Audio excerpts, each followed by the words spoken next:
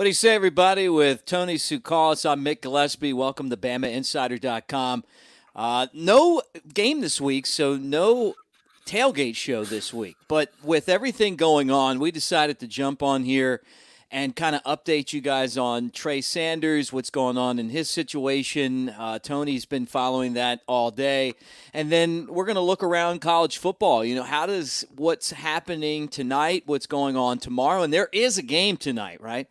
Affect Alabama and the college football playoff. But great to have all you guys here with us tonight. And Tony, give us an update. Good to see you, my friend, and tell us Yeah. about Trey Sanders. What's the latest? Oh, back again with you after the first Trey Sanders report. But yeah, we've got new information on Trey Sanders. A lot of the things we had been hearing before were kind of confirmed. He was in the car with his brother. He was actually airlifted to a medical facility and was able to be taken care of. He's still in stable condition. But we did find out that it was serious enough that they had to airlift him to a hospital, and he was in an accident with his brother in the car. We don't know anything about his brother, but the incident too it occurred about an hour away from his home in Port St. Joe. It happened in Clarksville, Florida. So it's like roughly 50 minutes north. But that's what we know right now. Once again, Sanders is in stable condition, so that's kind of the update as we have it. Yeah, well, the good news is he's okay, right? The bad Right. news is that whatever happened to him, it was serious enough for him to be airlifted to the hospital. Do we know what the injury was? Was it a concussion? Was it something with his legs, his arms? I mean, do we know anything specific other than he was just airlifted? We don't. Other than the fact that the injuries are non-life threatening, we don't know what they are. Arm, leg, abdominal, and it could be anything. We really don't know. We just know that he was in the car. I had heard that he was in the passenger seat. That part hasn't been confirmed, but yeah, he was in the car with his brother. His brother actually plays for Jacksonville State, so I don't know the status of him either. But it seems like Trey's in at least decent shape, because the reports we're getting all say that he's in stable condition. So I don't know what it has to do with this season or if it's going to affect that. But as far as his safety, he's in okay shape.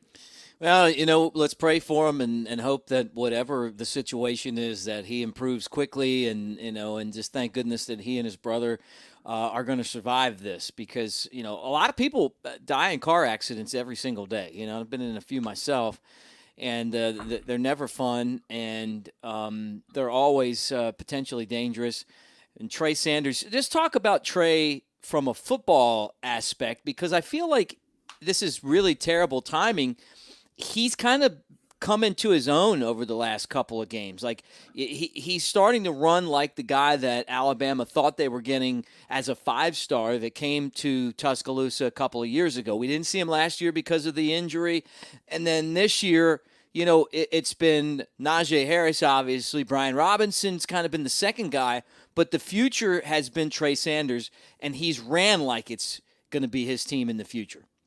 Yeah, and he's really, like we said before, he's really that change of pace guy. I think he's a guy that can break some of these big runs. I think in the last 2 weeks, he's had three runs of 20 or more yards, and he's that kind of guy that can kind of, make that cut, bounce to the outside, and really get some big yardage. I think he's another weapon that defenses were having to pay attention to with Alabama, which I think was a big deal, especially with the loss of Jalen Waddle.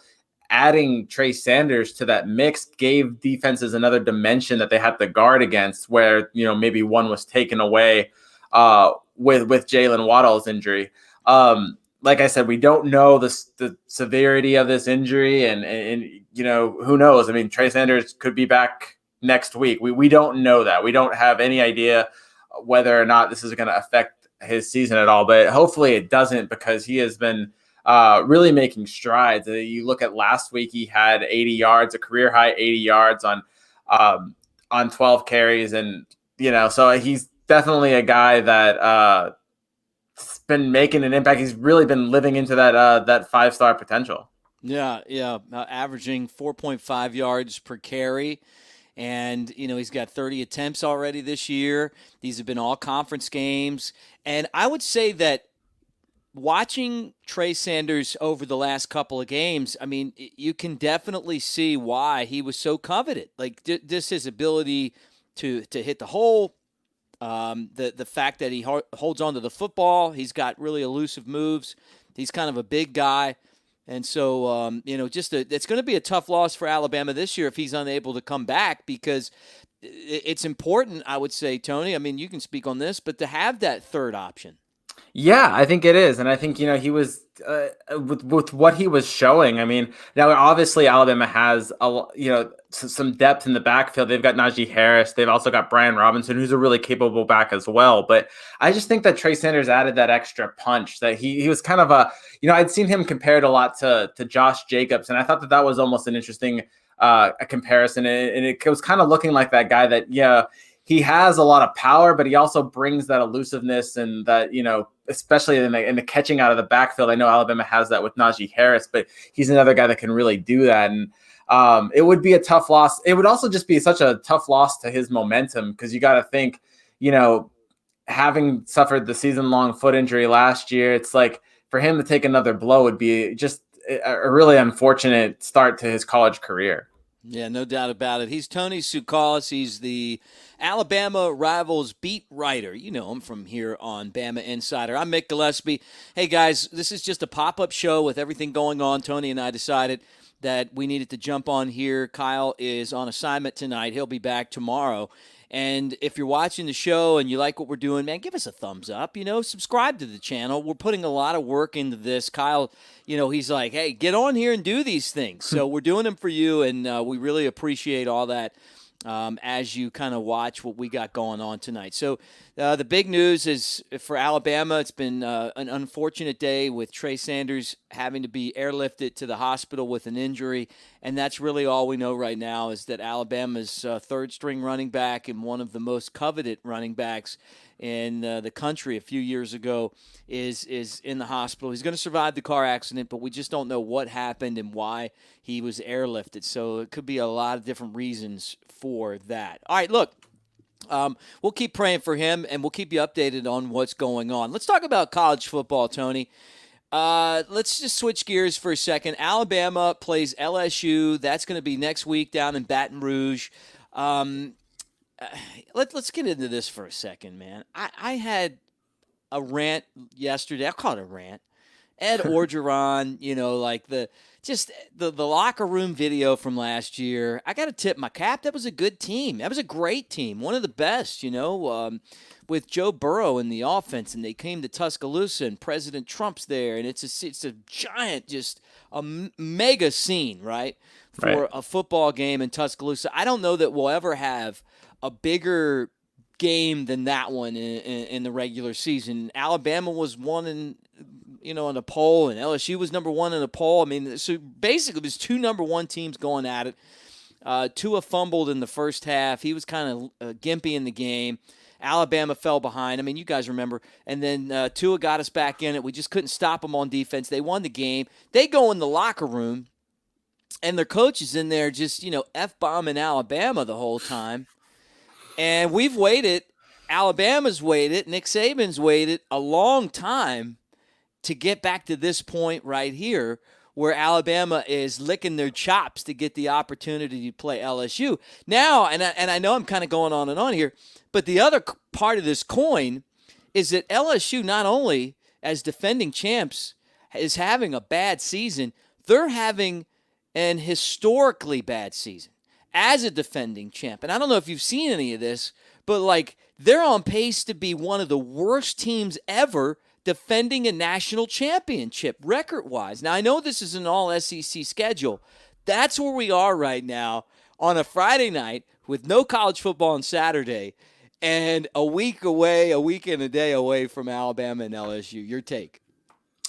Yeah, I went on the radio earlier today, and I brought up the point. I think you could make the argument that for the players at least, this game could have been the biggest circled game of the season, even more so than Auburn. And just because of what that last year's game meant to these players, it really kind of, a lot of people almost viewed that game as your national championship. At the time, it was billed as the winner of that game was going to win the national title. And LSU came into Tuscaloosa and beat Alabama, and they were happy about it. Not only Orgeron, but their players were coming up to Alabama recruits and telling them to come to LSU. And I think all the players they saw all that, and this LSU rivalry is a big one with the players. I wouldn't be surprised if there's a lot of that this game was circled and that there's going to be a lot of revenge factor heading into this week. I think that these players are going to come out inspired, and you're going to see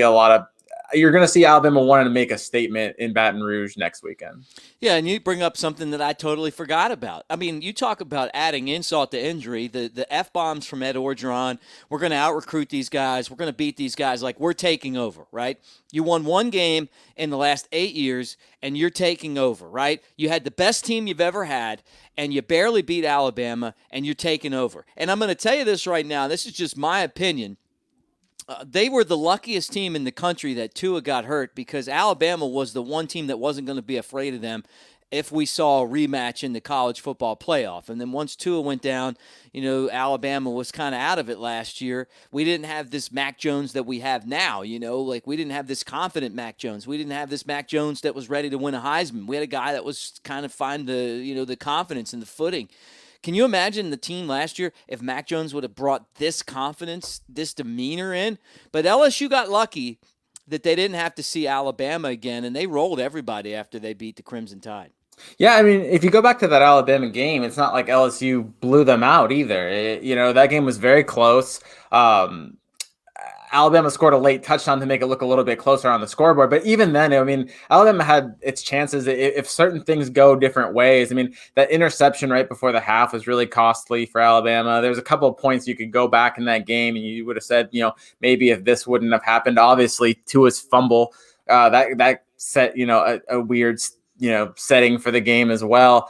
So there was areas where, from an Alabama perspective, they felt like they were right there in that game. So yeah, I think that, this is just like it's a situation where I think, in a different circumstance, Alabama could have won. I don't know if, like you said, if Alabama beats Auburn and maybe they make it into the playoff, could they have beaten LSU with Mac Jones? I don't know. I think that maybe Mac Jones wasn't quite what he is right now, and that LSU team was great. So that would have been a big time game for Alabama. But yeah, I mean, if you look at it last year, for all the celebration that LSU did, they didn't really beat Alabama by a lot, and I'm sure that's going to all soak into the Alabama players. Yeah, no doubt about it. I mean, this offensive line's better, the running game's better somehow. The passing game is as good as it's going to get, obviously Waddle being out. But this game's kind of surpassed in some people's minds, even Alabama-Auburn, as Alabama's biggest rival. And then, last year losing and kind of remembering what it was like to lose to LSU. And I've always appreciated LSU fans. Like, I like being around them. They're fun. They talk a lot of smack. They like to drink and have a good time. Look, I'm down with that. But they are the sorest winners I've ever been around. Like, you can talk about Florida. You can talk about Georgia.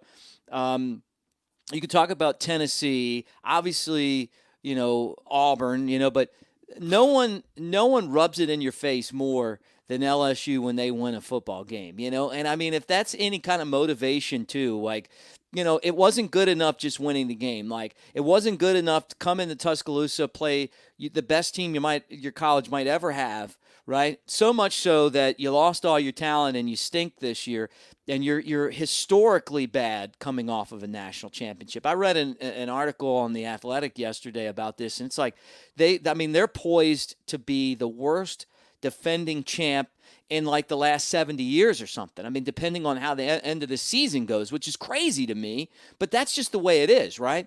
They had that team last year, and instead of being respectful and being like, hey, you know what, guys, like, good team, and you guys got a lot going on, like, congratulations, and we're going to go on and win a national championship. You're talking about, like, they ran over, and they're like in the recruit's face is like, hey, you're coming here.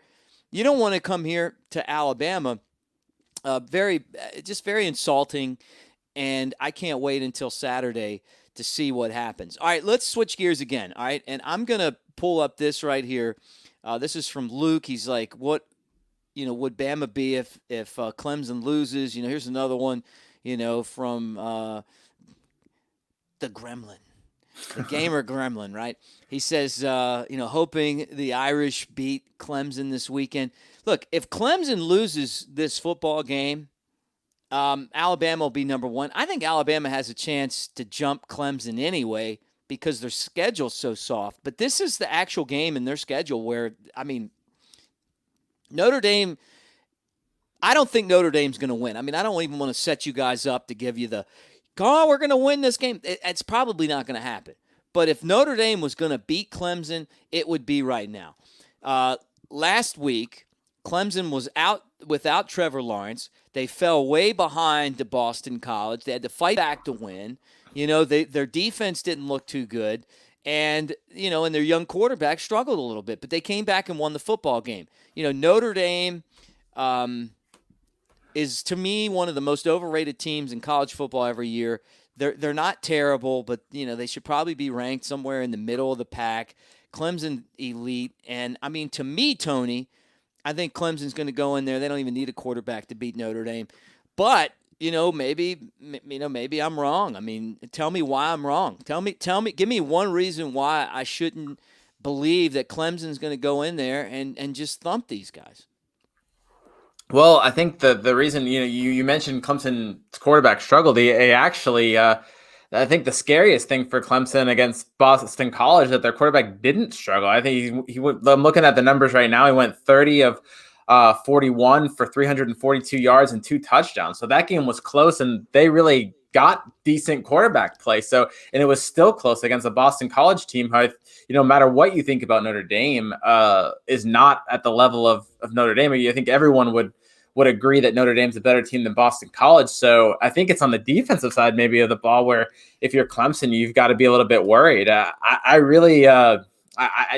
think they're fine at the quarterback position, even without Trevor Lawrence. Obviously, you're going to want your Heisman, front runner to be there. And the offense is better with Trevor Lawrence, but I don't think that's the reason why they almost lost to Boston College. And if you look at this defense, say what you want about Alabama's defense. I think Clemson also has to worry a little bit about his defense. 21 points against Syracuse, 28 points against Boston College. They also gave up 23 points against Virginia. These are not great teams that they're giving up these points to. And Notre Dame's going to have the best team that they've played so far this year. I still expect Clemson to win. But, it might be close. Hey, if they play like they did against Boston College, it will be close, and Clemson might lose. Yeah, well, it's going to be interesting to see how this all shakes out.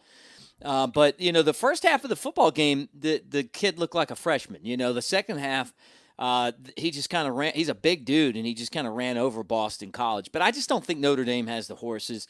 It's going to take more than than Trevor Lawrence being out for Notre Dame to win. But you know what? Look, a couple of years ago they played Georgia tough, and if Brian Kelly wants to be considered elite, Notre Dame beats them. I don't care if Trevor Lawrence is there or not. They win this football game, and all of a sudden Notre Dame's in that conversation now. You're talking about Notre Dame, Alabama, and Ohio State. That would really be something because Notre Dame's fan base is enormous. Hey, guys, if you're watching the show right now, give us a thumbs up. Look, it doesn't take anything to just kind of click that thumbs up button. Subscribe to the channel. You're at BamaInsider.com here on YouTube. He's Tony Tsoukalas. He covers Alabama every day. I'm Mick Gillispie, and we really appreciate you guys joining us. Next Friday from 6 to 8, we'll be back again with the Bama Insider Tailgate Show. Going to be doing it on the line. Going to be down at Perdido Key, Orange Beach, Alabama, Perdido Key, Florida, like right on the line there. And we're going to preview Alabama and LSU. Tony, you're going to have to be a part of the show. Kyle's going to be out of action next Friday. So I mean, as good a time as ever to say, hey, man, plan on joining us next week. I guess you Yeah, can do it from your house, but if you and your wife want to come down, come on. I was gonna say I'll be in Baton Rouge for the game, so I'll see what we can do. But I'm excited about next week's game. It's always fun to go down to Louisiana. It's gonna be weird being in Tiger Stadium though, with it not being full. That's one of those places I think you look at from a college football, you know, standpoint, and the crowd really does come alive there for those games. It's, I'm kind of disappointed that I'm not going to be able to kind of experience that, because that's one of the best places to be for an Alabama game is in Baton Rouge. It's always a big game, and the fans are rowdy, and it's a real fun experience. So I'm looking forward to it. Yeah, yeah. I remember my first trip down there. Alabama was in the midst of this winning streak. It was historic. This thing went all the way back to like 1969, and Alabama either won or they tied, but they weren't beaten by LSU until 2000. I think it was 2000. Maybe it was 2001. Maybe it was 2001. Mike Dubose was the coach, and I was down there for the first time that Alabama was beaten by LSU down there. There was a couple of games in that streak where Alabama really needed some luck to win, right? But LSU had this coach named Nick Saban, and the guy was just like, look, I don't buy into all this stuff. Like, I'm not buying into, like, Alabama's got this lucky streak. It's some kind of curse. We're just going to go play the football game. And LSU beat Alabama to end the streak. And, and then LSU went on a run thanks to Nick Saban. And, now this has become a really big game. But LSU is right now percentage points, or I guess not percentage points, but when they look at the chances, like of how their season's going to end, they may only win 4 games this year, maybe 3, but this Alabama team going down there is not going to let them off the hook. I mean, like, this isn't going to be one of those, like, hey, we're going to take it easy on these guys. I just see Alabama going down there and being prepared and being ready to win this game. All right, let's take a look at what's going on in college football this weekend. And tonight we got number 9 BYU at number 21 Boise State. That's on FS1 tonight. Tony, I'm pretty excited, man. Like, normally I'm working these Friday nights. We're doing our show Friday nights. I'm at Innisfree. I'm at Rounders, maybe at the, the Moonshine Place in Tennessee, maybe at the Floribama. This Friday I'm at home. So I get to watch this game. Boise State always kind of sneaking around, but BYU wins this one, and I think they put themselves in the talk for possibly the college football playoff. I think that might be a stretch, but I think a reason to watch this game, for me at least, is to see BYU's quarterback Zach Wilson, who is kind of on the outside of some of this Heisman hype. If he goes undefeated and he starts putting up these big numbers, he could maybe enter that conversation. You're looking at a guy that's completing 74.6% of his passes, 19 touchdowns, 2 interceptions, 2,152 yards. And then, he's also running the ball. He's got 150 yards and 7 touchdowns on the ground. So he's been racking up touchdowns. It's hard sometimes for these smaller school guys to win the Heisman, but he's definitely got an outside chance of doing so. So I'm kind of looking forward to looking at him and kind of getting to see what he's all about. And, can he challenge the Mac Jones, the Trevor Lawrence, the, Justin Fields of the world from BYU? Yeah, I mean, and look, there they are right there. And you're saying, challenge them. You mean for the Heisman? Yeah, I mean, you look at the numbers I just said. I mean, they're up there. I know they're BYU. I know he's probably not going against the same competition, but he takes BYU to the playoff, maybe, like you said, or just has them undefeated with eye-popping numbers. He might get that invitation. He might get that consideration for a Heisman. It's probably still a long shot. I mean, it would probably take some of those guys falling off the pace. I mean, I think Mac Jones would have to fall off the pace, and maybe Trevor Lawrence misses some time. Who knows what's going to happen with the Big Ten schedule, but, maybe Fields also, he would have to fall off a little bit. But if he's there and he has BYU undefeated and with big numbers, it's a possibility at least.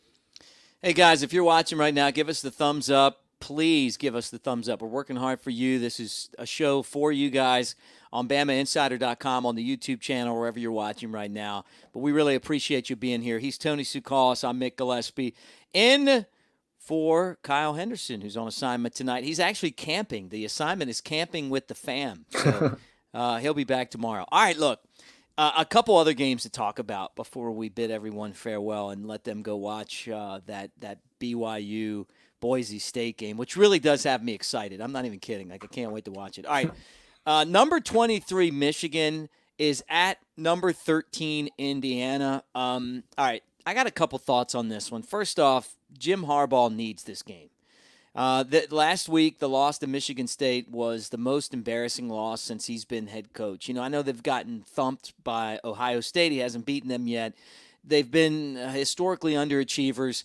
When, he kind of came at Nick Saban a little bit, and then those two matched up in the bowl game, and Nick Saban went Cobra Kai on him. I mean, like, the Tide kept scoring in the bowl game last year. Which I felt like Alabama deserved a better bowl than that. But and then this year they come in, and they beat Minnesota. Maryland beat Minnesota. Now, Minnesota's not a great win. Indiana, on the other hand, got absolutely beaten down the field all night long by Penn State, but won the football game. And then they won last week, and now they're ranked 13th.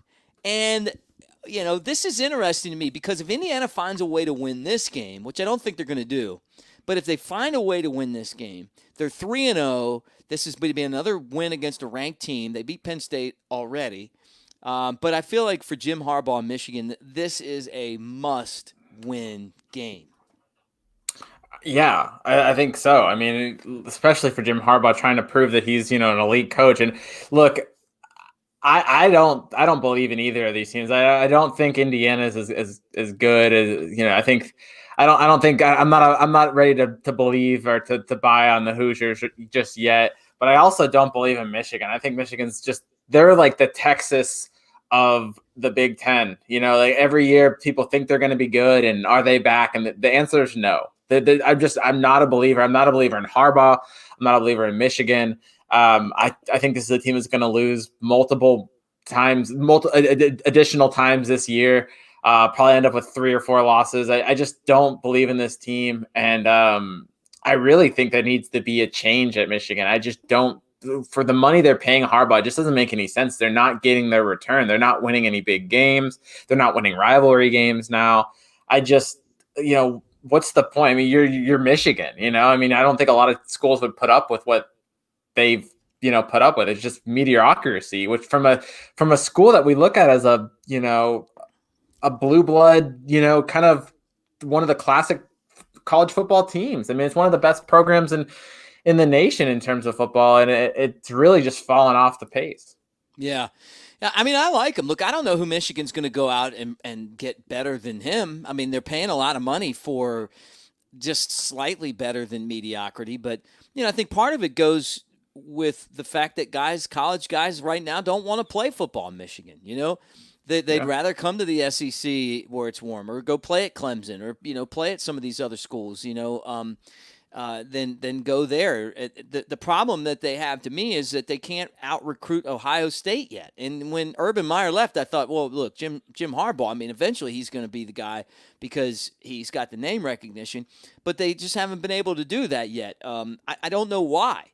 They've got they got the facility, they got the name, the uniforms look great. Love the fight song, but it hasn't worked out. And I know he's a great coach. I mean, look, he's got his team when he was at San Francisco, got to the Super Bowl, right? His dad's a great coach, his brother's a great coach, but he just. He's kind of been that little ant, that little gnat type guy, like he just always kind of says stuff that's like, you know what, man, what are you doing? The satellite camps and everything else, and they haven't won the big game yet, and I think they'll still beat Indiana on Saturday though. Yeah, probably, but I just, as far as their season goes, I mean, but would you be surprised if they lost to Indiana? That's the other thing too. You should be surprised if Michigan loses to an Indiana. That should be a surprise in college football, and right now it doesn't necessarily seem like that's the case. I think they're putting up with a lot in Michigan. Even you look at other big rivalries, right? Like, so Auburn is not performing year in year out at the same level as Alabama is, but Gus Malzahn's getting wins over Nick Saban every now and then. Right. It's Michigan never beats Ohio State. It's one of the supposed to be one of the biggest rivalries in college football, and it's so one sided right now. And I just do not believe in Michigan. I just don't believe that they're losing their spot as a blue blood in college football. And the thing is, you talk about recruiting, right? Not only, maybe kids don't want to go up to Michigan, it's going to get to the point where if they don't make a change, if they don't get this momentum going back in the right direction, is it going to, our kids that are getting younger and younger, are they even going to see Michigan the same way that maybe, you or I see Michigan from when they were better? You run the risk of kind of losing some of that brand if you're consistently average and consistently underperforming. Hey, it's Tony Tsoukalas. I'm Mick Gillispie. Great for joining us. We appreciate you guys. Make sure you hit the thumbs up. Please hit the thumbs up. Super chats, appreciate those as well. But hit the thumbs up. Subscribe to the channel. We appreciate all of you guys for being here on a Friday night. Next week, again, the Bama Insider Tailgate Show is going to be live from the Floor Bama. It's Bama Insider from the Floor Bama. We're going to be down at Perdido Key. It's going to be a lot of fun. So make sure that you plan on joining us again next Friday at 6 o'clock. All right, here's a game that's interesting to me, right? I don't even know why. We could talk about, SMU's ranked, USC's ranked, Texas is ranked. I don't want to talk about those. I want to talk about number 25 Liberty and Virginia Tech. That's an 11 a.m. game. Hugh Freeze back in action again, and he's undefeated. And not only that, like they're playing at Virginia Tech, and I'm going, okay, like they're both Virginia schools, right? Like there's no way that Liberty is actually going to go in there and beat Virginia Tech. I mean that's not going to happen, is it? I didn't even know that Liberty was in Virginia, so thanks for that. Lynchburg, man. That's Lynchburg. I just learned a new fact today. I didn't know where Liberty was. Look, it's interesting to see what Hugh Freeze has done with that team. Obviously, I think the question I ask on this from this game is, where is Hugh Freeze going to be coaching in the near future? Because it's not going to be Liberty. This guy's going to get another shot at a big program, and obviously, what he's done is taking Liberty, not a team that you talk about being ranked. So. Big statement. I don't know if I'll watch this one. I think you're a little bit, you become a little bit of a college football degenerate, maybe if you're watching Liberty at 11 a.m. But hey, no, all jokes aside, I think, when you look at Hugh Freeze, he's a great offensive mind, and it would be interesting to see kind of what he's doing. And hey, if he can pull off an upset there, it'll just add to that resume. And I'm sure he's going to get swooped up by a big time program. Well, you got to remember this, too. There were a lot of rumors that Alabama wanted to hire him as their offensive coordinator. And he was kind of still being punished for what happened at Ole Miss, and what happened at Ole Miss? Did they do stuff that other teams didn't do? I mean, he beat Alabama a few times. He had a great program going. They were able to go out there and get those major recruits, and then – obviously the punishments and everything else, but the guys showed us that he can coach. Like when you don't even know where Liberty is. Like you're like Lynchburg. Yeah. I mean, is that where they make the whiskey? No, that's Lynchburg, Tennessee. This is Lynchburg, Virginia. It's in the mountains of Franklin County, I think. It's like for him to go there and turn this program into a top 25 team. I heard him on an interview, and he's like, you know what, we're 6-0. This has been a successful season no matter what happens, right? I mean, I guess he's playing down expectations. But, you go to Virginia Tech with Liberty and win, there's going to be some opportunities for you. So if he's sought after and someone hires him as offensive coordinator, maybe Alabama looks back to Freeze and maybe he comes back to the SEC. I mean, that's why I wanted to bring this up, because someone's either going to hire him as head coach or they're going to pay him a lot of money to be an offensive coordinator. I was gonna say if somebody doesn't, yeah, I think a head coach job or head coaching job's not out of the picture. I mean, until Auburn beat LSU the way it did, I thought maybe Freeze could be at least a name that could be thrown around then if things really went south for Malzahn in Auburn. And I don't know how that's gonna work. It seems like that guy's always saving his job right at the last second. But With Auburn Jesus, you yeah, heard of Auburn Jesus before? yeah. No, But I'm just being sarcastic. yeah, no. I mean, but like I think Malzahn almost has like a Malzahn genius, a Jesus, right? When it gets close to whenever he's on the hot seat, he pulls the win out. It kind of like keeps him cool. So maybe he stays. But I think there's an SEC program out there that probably, or maybe not an SEC program. There's going to be a program out there. I think it's going to take a chance on Hugh Freeze. I mean, just what he's like I said, what he's doing with Liberty is pretty impressive. I mean, also what about Tennessee? What about Tennessee? I look at Tennessee. I'm not sold on Jeremy Pruitt. I like Jeremy Pruitt as a defensive coordinator. Take him back at Alabama in a second, but you put a Hugh Freeze at Tennessee. I don't know, man. Like he's elite coaching material to me. Maybe, yeah. It's kind of early on to. It at least feels early on to get rid of Pruitt, but that thus is the life of a SEC coach. Possibly that could be that's a place I think Hugh Freeze would be interested in coaching as well. It's not a bad opportunity right there. So that would be an interesting match. I'm sure we could go and kind of find a few of these that I think he would probably fit in well. That he could get a chance. But yeah, Tennessee, that does sound a little bit enticing to me. Yeah, the guys had a ton of success, and on top of that, like it's kind of like timing wise, where you try to find that program where you're going to go and they have the opportunity for you. I'm curious about what's going to happen with Steve Sarkisian, right? He's done a great job as Alabama's offensive coordinator, but does Alabama make a move if he takes another job? Because you're hearing his name now as maybe a head coach, and do you go after Hugh Freeze? Alabama certainly could from the offensive coordinator standpoint if that's the way Hugh Freeze wanted to go. I think if it was between, let's just say the option we had presented before, Tennessee head coaching job or the Alabama OC job, I think Hugh Freeze is definitely going to go for a head coaching job over an OC job. But we'll see. There's another aspect to it. Is the SEC ready to kind of allow Hugh Freeze back into the league? And that's obviously, we were overlooking that before. That's a big factor to this as well, because I think Nick Saban wanted to bring Hugh Freeze on originally. So I think had that been the case, Hugh Freeze might have coached for Alabama or maybe still be coaching for Alabama if that was the case. As far as Sarkisian goes, this certainly feels like it's the last year with Sarkisian, and not because he's done anything wrong, because he's done everything right. It's hard to imagine Alabama. I know they're paying him a lot now, but it's hard to imagine them keeping him for another year. He's got to be, in my opinion, the hottest assistant. Look, if you're a program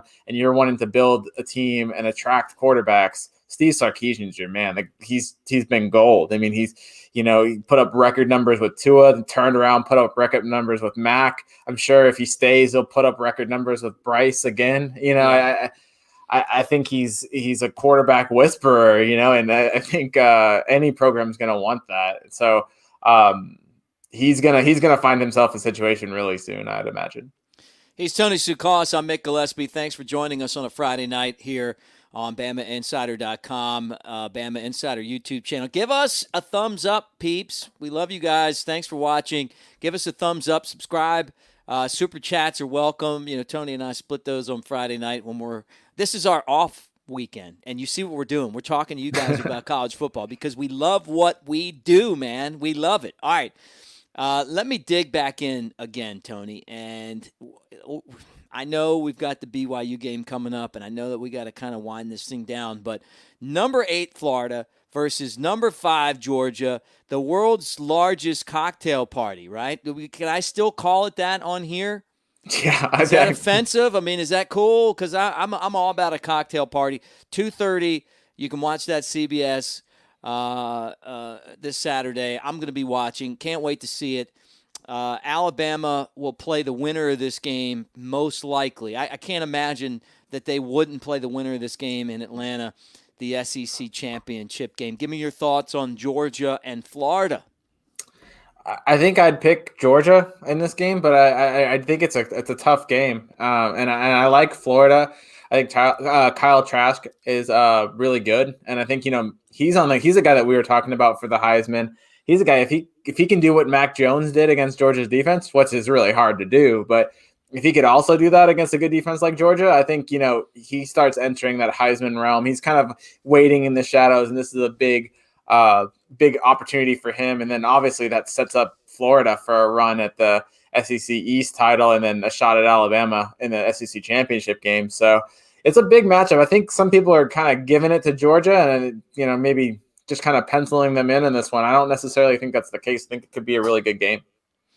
Yeah. And look, I'm going to agree with you. Most people will say, well, the fact that, Georgia struggles on offense. And I agree. Look, I've said it on here for weeks, is that Georgia's biggest problem is that they don't have an offense that when they fall behind is able to come back and compete. Like they're almost like the Brad Paisley song, Old Alabama. They remind me of watching Nick Saban's first, 3 championship teams. Like we're going to run the ball, we're going to control the clock, we're going to take the air out of the football. You've heard that term before. Yeah. We're going to play great defense. We're going to stop the run. We're not going to let you score any running touchdowns, and we're going to beat you, right? But the problem is that college football has changed. Alabama has changed with college football. You got to score points, and that's just the way the game's played right now. I can remember Nick Saban saying, hey, is this what you want? Yeah, this is what we want. We want to have this high scoring. I don't like it. I like the old school football better, the physical football. But you know what? I got to give Nick Saban a lot of credit, just like the great Bear Bryant himself, who did the same thing. You have to be on the cutting edge of change when it's time to make that change, and Alabama certainly was able to do that, and that's why Nick Saban's won, as many titles as anyone's ever stood on a sideline, right? They're going to be right. I mean, and basically that's what Georgia's problem is. I just don't think Florida has the offense and the defense to be able to put Georgia on their back. I don't think their offense I think their offense is good. I just don't think it's good enough for them to get that 2-score lead where Spencer Bennett is, or Stetson Bennett is having to really throw them back in the game. I don't think they're going to do that. I think Georgia's going to control the game. I think they're going to be able to run on Florida. I think they're going to score. I think Georgia's going to be ahead the whole game. And I think Alabama's going to see Georgia in the SEC championship game. And I think it's going to be a tough game. Even though Alabama has the potential to be able to blow them out, we saw it last time. Georgia played Alabama in the first half about as tough as you're going to play them. They've got playmakers at every position. They've got the highest-ranked recruiting classes of any of the teams Alabama's going to play. So they have the athletes, and I just feel like Georgia is going to take advantage of Florida. But I really like Dan Mullen and what he's been able to do down there, even with the Darth Vader outfit, and the heel role that he's playing now. Yeah, like you said, it's going to be an interesting matchup. Dan Mullen is a great coach as well. You say what you want about I don't know about him as a character, off the field. I think some of the stuff he does is really Looney Tune, but he's come in there and, the SEC East needed somebody to challenge Georgia, and I think Florida's becoming that team, and it'd be a big statement win for them moving forward. I think that, this is a huge game, not only just from obviously this year, but setting the tone for the years to come. And look, it comes to a point where Georgia's, if Georgia loses this game, they're obviously not going to compete for a national title. And as well as Kirby's recruiting, it gets to the point where he's kind of in that same mold as you can win, but you've got to get over the hump. And he's came so close, and he's been, unfortunate. And he, the 2 losses to Alabama, he was in control for a lot of those games and let it slip away. And part, that's obviously, credit to Alabama and also, decredit to him for not being able to hold on. But you got to look at Georgia and you start thinking, the talent's there, the recruiting's there, but you're going to have to see some elite results. I mean, this is a team that you're going to want to see start winning some titles. And So it's a big moment. You don't want to miss that window for success for Georgia before Florida kind of comes in and maybe trying to steal some of your thunder. So I think it's a big statement win for Georgia if they can win and kind of still maintain control of the East, both obviously this year and then recruiting wise as well. Yeah, and this could be in the future, two of the top 5 teams in the country going at it. This could Yeah. be 2 of the top 3 teams in the country going at it. This has the potential to be like what Alabama and LSU was last year in the near future. So it's a very interesting game that's going to happen Saturday. And as guys that pull for Alabama, that cover Alabama, whatever, we're going to pay close attention because this is most likely going to be the matchup in Atlanta, December 19th, when the SEC plays East versus West. All right. The other thing, this is the last subject we're going to talk about. For those of you guys that are watching right now, that are paying attention, that's Tony Tsoukalas. I'm Mick Gillispie. This is Bama Insider. We would absolutely love you guys. We'll give you some nucks if you hit the thumbs up button. If you subscribe to what we're doing, man, we really appreciate it. We're working hard for you. This is our off night. And with Trey Sanders, just kind of recapping the news, Trey Sanders was airlifted to the hospital today. Alabama's third-string running back, a former blue chipper, a 5-star out of Florida, after having a car accident that he and his brother were in. And, we're all praying for him to get better soon. It's non-life-threatening, so I don't know what that means, and at this point, football's secondary, but, on the field he's had just a really, really strong couple of games, and you could tell that he was just about to hit his stride as far as getting more carries and being more instrumental in this offense.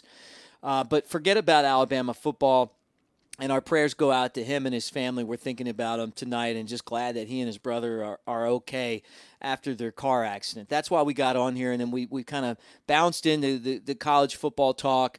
And this is the last thing we're going to get into, but we would really appreciate it if you guys hit the thumbs up and subscribe to our channel because we're doing this for you. All right, look, there's 3 teams who are trying to be that, like, dark horse in the college football playoff picture. BYU, we talked about them, Tony. They're playing tonight against Boise State. I think this is a huge opportunity for BYU because they're playing a ranked team, and they're playing a team that, quite frankly, of the mid-majors, has the most respect of the mid-majors. They when they stunned Oklahoma, they used the old Statue of Liberty play. Ever since then, they've kind of been our darling of, like, hey, like, this is that team that just does things, like they're fun to watch. The original dark horse team, really. Right. But, I mean, you go back to when Jim McMahon was at BYU, they won a national championship. People forget that, right? So, okay, that's that. We talked about that already. Marshall is a program that has historically been good at football. Of course, you guys have probably watched the movie with Matthew McConaughey where their plane crashed and their football team died in a plane wreck, and that was like in the 70s. And, I spent some time in Huntington, West Virginia, man. It's like they have this fountain that is, dedicated to those players. It's something that, like, when you walk on that campus, like it just is part of who they are. But over the years, they've had Byron Leftwich. They've, they were a 1AA team that won national championships. They finally got back to D1, recovering after the plane crash when they were about where they are right now. And this year they're having a great season. Doc Holliday's their head coach. They're fun to watch. They're undefeated right now. They're 16th in the country. They're going to win against UMass. UMass stinks. It's like, it's like the spread's like 45 points. We're not talking about them. But we are talking about number 6 Cincinnati. And I'm putting all of them in the one basket here, right? You went trick-or-treating last weekend, Tony. I'm putting BYU, I'm putting Boise State, I'm putting Marshall, and I'm putting Cincinnati in that same basket. So Houston's at Cincinnati. It's around a 2-touchdown a spread for this game. Cincinnati's ranked 6th right now. The Bearcats, they're ranked 6th. Like, these guys right here, like, you have to start talking about them because whoever's number one in the country going into the college football playoff might very well play these guys, and I hope it's Alabama. Yeah, I think it would take a lot for Cincinnati um, to get to that point. I think, you'd have to have some teams fall off. I would think that, even a one-loss team, like we've said in the past, like an A&M or something, I think even they would get bumped above Cincinnati, but who knows? I mean, if they stay undefeated, maybe they'll get their chance. I think a lot would depend on the scenario around Cincinnati. I definitely don't think that they control their own fate by any means.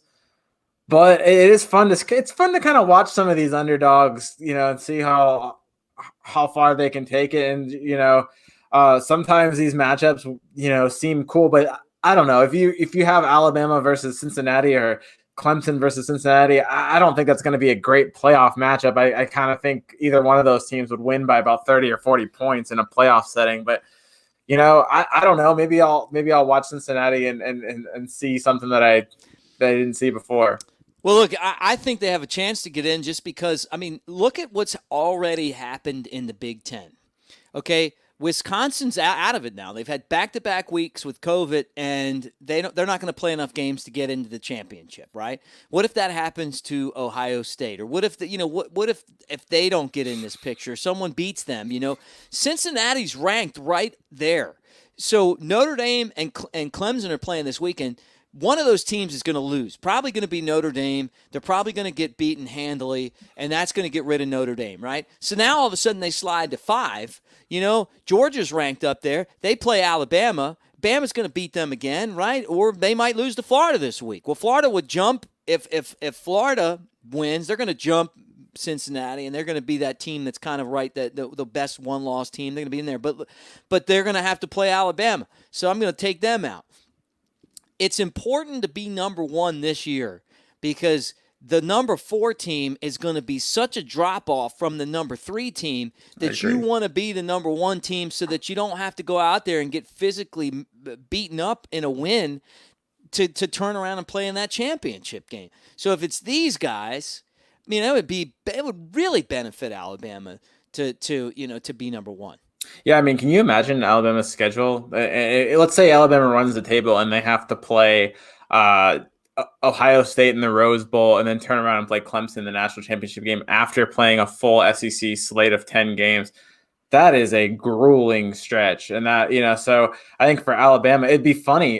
You could, in terms of talent, if they got to the playoff, just based on the talent that they've faced this year. And I'm not sure you can necessarily equate talent with a good team. I'm not trying to totally trash Cincinnati this year, but say Alabama does play Cincinnati in the playoff, I think it'd be one of the easier games that they've played this season, even though it'd be in the college football playoff. That's just, and like I said, maybe I don't know about Cincinnati, but in terms of a talent standpoint, I don't necessarily think that stands up to what they've been facing in the SEC. So yeah, definitely would. If you're looking in between playing that and Ohio State, who I think is a legit title contender, right. Sure. I think I'd take the other team in Ohio rather than the Buckeyes. Yeah, I'm with you, man. Tony, we just threw an hour together. Yeah. I mean, like we could sit here and talk college football with these guys all night. I'll just say this though, it's just finishing up my thoughts on Cincinnati.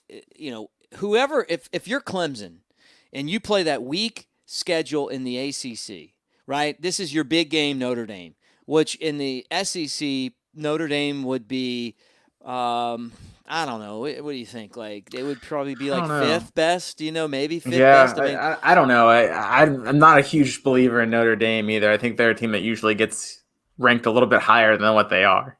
Right.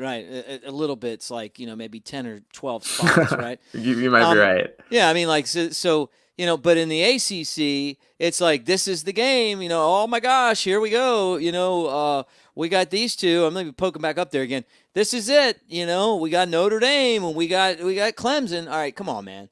Like, then you end up not playing any physical games that are even comparable to what we do have in the SEC. Then you play, Cincinnati in the first round, and Alabama's playing at Ohio State. I mean, like, you get into that last game and it's like you're fresh. So I think that's why this one's so important. But keep an eye on the Bearcats. This is Houston's a team that can definitely beat them, and we'll see what they're all about. But they've had a great start to the season, and when Ohio State was at home and the Big Ten wasn't playing football, these guys. This was college football in Ohio, and it's a big college football state. So, anyway, look, we've enjoyed it, guys. Thank you for watching. Hit the thumbs up. Subscribe to our channel. We appreciate it. You'll have Kyle on here tomorrow. I think I'm going to jump on as well sometime in the morning, and then we'll get you set up for the college football slate. Of course, tomorrow, the big game that we'll be paying attention to mostly is in the SEC, and that's Florida and Georgia. Tony, have a great night, man. Enjoy your off weekend, my friend. I will. You do the same.